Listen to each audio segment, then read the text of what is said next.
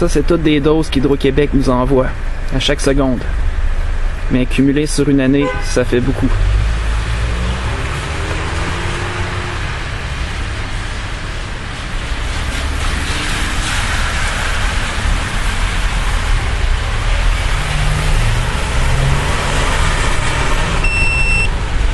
Bon, ça vient de dépasser 10 000. 5,67. Ça, c'est 0,67 de plus que la norme pour les micro-ondes. On vient de dépasser 10 000 encore.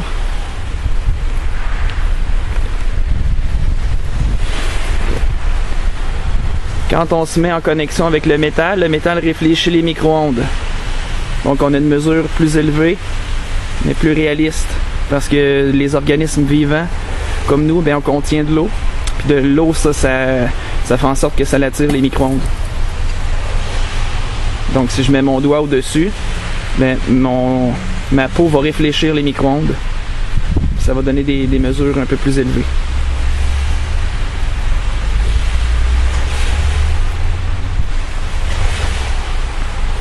« 54 », c'est une dose quand même assez élevée.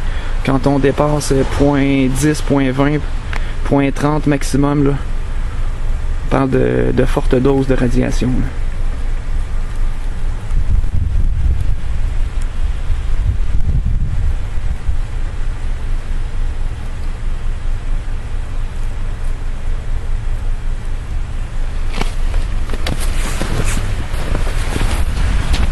On a des mesures de zéro.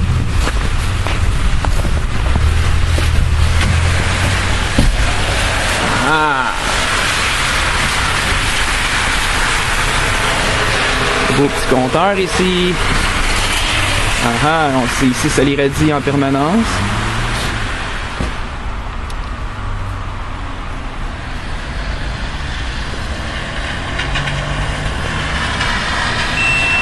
On vient de dépasser le 5 avec une mesure de 7,49, ce qui est totalement illégal pour un four à micro-ondes standard, mais à ce qui paraît Hydro-Québec, lui, hein, ça le dérange pas.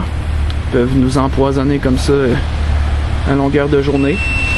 On vient de dépasser 10 000, un autre 5,21, 1,72 qui est une mesure très élevée, 0.22, 25, bon ça c'est la normale, là. 0.01, 0.2, ça c'est des faibles doses, mais qui ont quand même des effets. Donc quand on parle de 6.15, c'est très dangereux. Là, je vais vous montrer comment mon corps va absorber les radiations. Parce que dans le fond, le corps pourrait en émettre un petit peu naturellement. Mais vous allez voir que les doses que je vais enregistrer, c'est tellement élevé que ça peut pas juste être mon corps. Parce que mon corps peut pas monter à 2 ou à 4 ou... c'est impossible que ça vienne de moi, donc c'est mon corps qui va absorber la radiation. Je vais vous montrer ça.